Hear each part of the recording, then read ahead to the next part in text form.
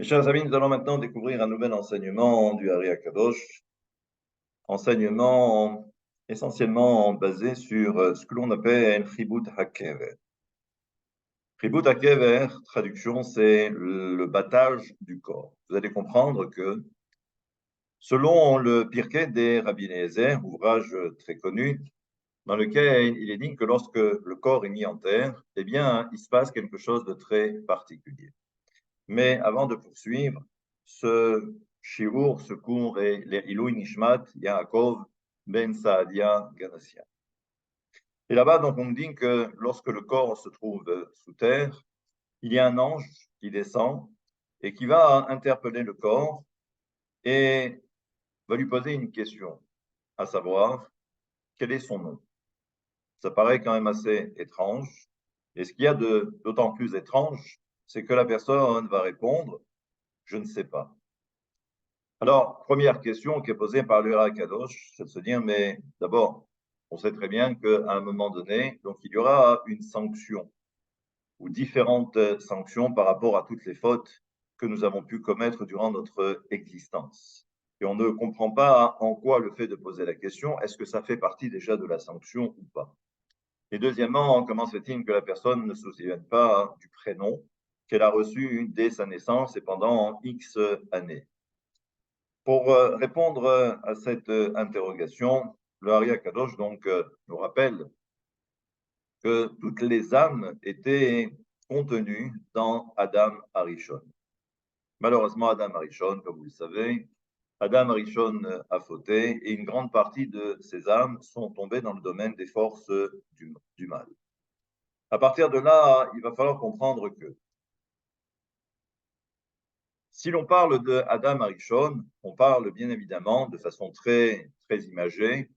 Le corps de Adam Arishon donc était constitué, ou chaque organe du corps de Adam Arishon était constitué de différentes neshamot, de différentes âmes. Ce que va expliquer maintenant le Hari Akadosh, c'est que lorsque ces âmes vont tomber dans le domaine des forces du mal, là aussi, pour que vous compreniez davantage, c'est que si l'on parle de Adam Arishon, le premier homme spirituel, il existe également, j'allais dire, exactement la même constitution d'un autre Adam, entre guillemets, mais dans le domaine des forces du mal. Donc ça veut dire que lorsque ces âmes qui étaient contenues dans Adam Arishon vont tomber ensuite dans le domaine des forces du mal, et ce que précise le Hari, c'est que plus les organes qui étaient à proximité de la faute ou qui ont participé à la faute, et plus on va voir que malheureusement ces neshamot, lorsqu'elles vont tomber dans le domaine des forces du mal, elles vont tomber dans les forces du mal les plus profondes. Et ça, c'est quelque chose que l'on peut concevoir, c'est quelque chose que l'on peut comprendre aisément. Exemple simple, lorsque Adam Arishon s'est saisi, on va dire, de ce fruit défendu, de l'arbre de la connaissance du bien et du mal, on peut comprendre que toutes les âmes qui étaient contenues dans la main de Adam Arishon, lorsque celui-ci ensuite a consommé, donc là, on comprend qu'il y a une proximité par rapport à la faute et également la gravité de cette faute. On peut comprendre aussi par rapport à la bouche et ainsi de suite. Donc, c'est comme ça qu'il faut comprendre que toutes ces âmes, eh bien, n'ont pas la même valeur, ou ensuite, ces âmes qui vont, eh bien, cohabiter avec les forces du mal, cela va dépendre encore une fois de cette proximité à la faute. Maintenant, ce qu'il faut comprendre, c'est que ce que nous dit le Hari Akadosh, c'est que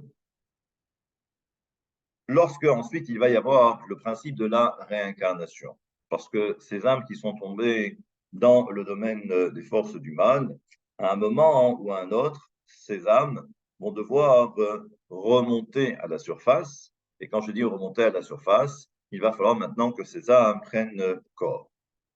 Maintenant, ce qu'il faut comprendre par rapport à cela, et d'où la question que nous nous sommes posée, pourquoi cet ange pose la question au corps qui est déjà sous terre, qui vient de partir, qui vient de quitter ce monde, pourquoi lui poser cette question? Eh bien, sur ça, hein, on comprend que, d'après le Hari Akadosh, c'est que il y a le prénom que nos parents nous donnent dès notre naissance. Mais il faut savoir aussi, d'après le Hari Akadosh, que ce ne sont pas les parents qui vont attribuer ce prénom à l'enfant, parce que le prénom, c'est ce qui représente l'essence même de cet enfant. Et ça veut dire quoi? Ça veut dire que c'est l'essence spirituelle, c'est-à-dire c'est l'ADN en quelque sorte de l'âme de cet enfant. Donc, ça ne peut pas être le choix, j'allais dire, des convenances ou arbitraires des parents ou simplement un effet de mode, mais c'est bien Akadosh Baruch Hu, comme le dit le Hari, qui va placer le prénom dans la bouche des parents. Et là, les parents auront comme l'impression que c'est eux qui auront choisi le prénom ou ce prénom pour leur enfant. Donc, on comprend qu'il existe une relation directe entre le prénom par rapport à la Neshama, parce que c'est ça qui détermine, mais comme le dit le Hari Akadosh, et ça paraît quand même assez étrange, c'est que, étant donné que lorsque cette Neshama, qui provenait de Adam Arishon, est tombée dans le domaine des forces du mal, eh bien, là aussi, il faut savoir que et on retrouve exactement le même équilibre, tant dans le domaine des forces du bien que des forces du mal. Dans le bien, nous avons un prénom qui est spirituel, dans le domaine de la Kedusha, de la sainteté. Eh bien, il faut savoir que lorsque la Neshama va se retrouver plongée dans les forces du mal, c'est comme si elle va être enrobée. Et là, on comprend que les forces du mal également vont lui attribuer également un prénom. Et c'est pourquoi, en fait, nous sommes dotés de deux prénoms. Il y a ce prénom dans le domaine de la sainteté et il y a également ce prénom dans le domaine des forces du mal. Donc, nous sommes pourvus de deux prénoms. Maintenant, lorsque l'on reprend eh bien, cet enseignement du Pirkei des Rabbi Eliezer, et on comprend que lorsque cet ange va poser la question à cette personne, à ce corps qui est déjà sous terre, eh bien, en fait, c'est pas tant le prénom, j'allais dire, dans le domaine de la Kedusha, de la sainteté, mais c'est dans le domaine des forces du mal. Et là, il faut savoir que pratiquement personne n'a jamais eu accès, si ce n'est une fois, et c'est rapporté dans les écrits du Rabbi Yehuda Petaya, où là-bas, justement, dans ce passage que l'on appelle Aruchot Mesaperot, que les esprits parlent, parce que Rabbi Yehuda Betaya, que l'on peut considérer comme un contemporain, qui était un des élèves du Ben Ish Chai, eh bien, là-bas, il dit qu'il y a, dans sa génération à lui, il n'y a qu'une seule personne qui était capable de savoir exactement quel était également son prénom, mais par rapport aux forces du mal. Y arriver, c'est être capable de savoir exactement quelle est l'origine de son âme et exactement qu'est-ce que l'on est censé réparer. Et également au niveau des forces du mal, parce qu'encore une fois, tout est lié. Et là, donc, on comprend que c'est cette question-là qui est importante. Maintenant, ce que va dire le Hari Akadosh, c'est que lorsque on arrive au monde, donc, eh bien, nous avons également cette, cette clipa, cette écorce qui a un nom, et c'est elle qui va déterminer en quelque sorte, eh bien, la force ou la puissance de notre Yetzer Hara, de notre mauvais penchant. Plus la Neshama a séjourné dans les forces du mal et plus dans les profondeurs des forces du mal, et lorsqu'elle va se réincarner, on peut comprendre que là, ce Yetzer Hara qui sera le sien sera un Yetzer Hara conséquent. Et ça veut dire que c'est ce qui va déterminer le caractère, le comportement de la personne. Ce qu'il faut comprendre aussi, ce que nous dit d'après le Hari Akadosh, c'est que malheureusement, lorsque on va ensuite devoir supporter ce Yetzer Hara. Normalement, notre travail, c'est d'arriver à casser justement cette écorce, tout en sachant que même si on y parvient, on sera quand même obligé de mourir. D'ailleurs, c'est pour cette raison qu'il est écrit que concernant les quatre, il y en a quatre qui sont morts parce que la mort existe. Mais ils sont morts parce que la mort existe et parce qu'il y a cette empreinte. Et la seule façon ensuite de pouvoir se détacher de cette clipa, de cette écorce, ce n'est malheureusement qu'à travers la mort et plus particulièrement et d'où justement le titre de ce chapitre, Chibut Hakever, c'est le battage du corps. C'est comme prendre un tapis, c'est l'image qui est donnée, où on va dépoussiérer le tapis, mais il faut taper dessus.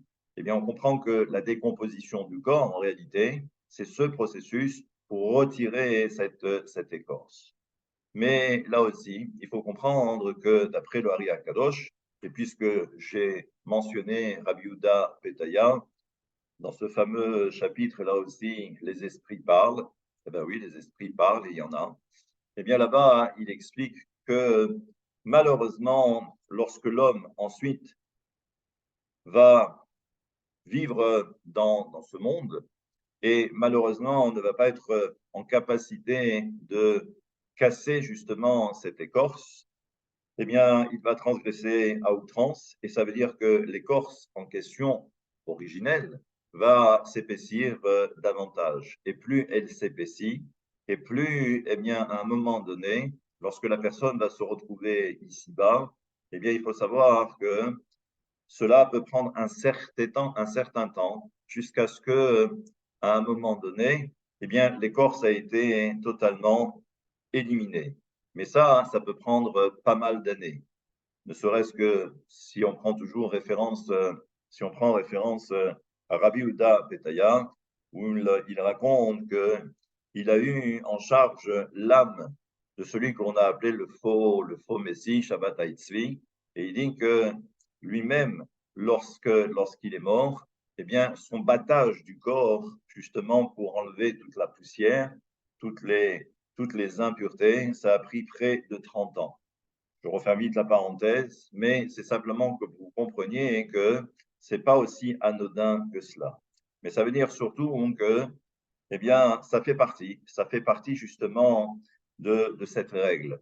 Et là, donc, on comprend que plus l'homme a fauté, et plus, eh bien, ça va être quelque chose qui va être assez lent, long et éprouvant pour la personne, parce que qu'après le Talmud, et là on n'est plus dans la mystique, on n'est plus dans la Kabbale, on sait très bien que Akadosh va vous faire redescendre une partie de l'âme dans le corps pour justement savoir exactement, pour que le corps ressente à nouveau. Et ça, c'est quelque chose de dramatique. Et donc on comprend donc que quand la chose se termine, lorsqu'il y a ce chibut hakever, c'est à ce moment-là que la personne, bien sûr qu'elle ne connaissait pas son prénom, ni le premier, ni le deuxième. Mais en fait, eh bien, tout s'arrête jusqu'au moment où la personne est capable, en étant sous terre, eh bien, de dénoncer le nom en question qui avait été posé par l'ange. Mais ça veut dire que tant qu'on a tapé dessus, jusqu'au moment où on a tout enlevé, c'est là où la chose se déclare, c'est là où la chose se dévoile. Donc on comprend donc que c'est un principe qui fait peur, bien évidemment, mais encore une fois, hein, c'est une réalité. Et ce n'est pas pour rien que cela est rapporté dans le Talmud.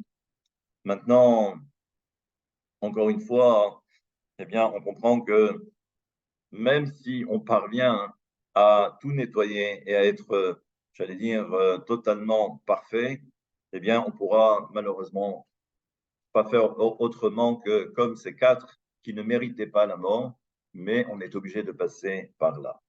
Il y en a certains, et c'est quand même assez étonnant, mais comme le dit le Hari HaKadosh, il y a en quelque sorte ce qu'on appelle des ségoulottes. Une ségoula, c'est quelque chose à titre préventif, c'est un remède pour éviter de ne pas devoir supporter cette souffrance.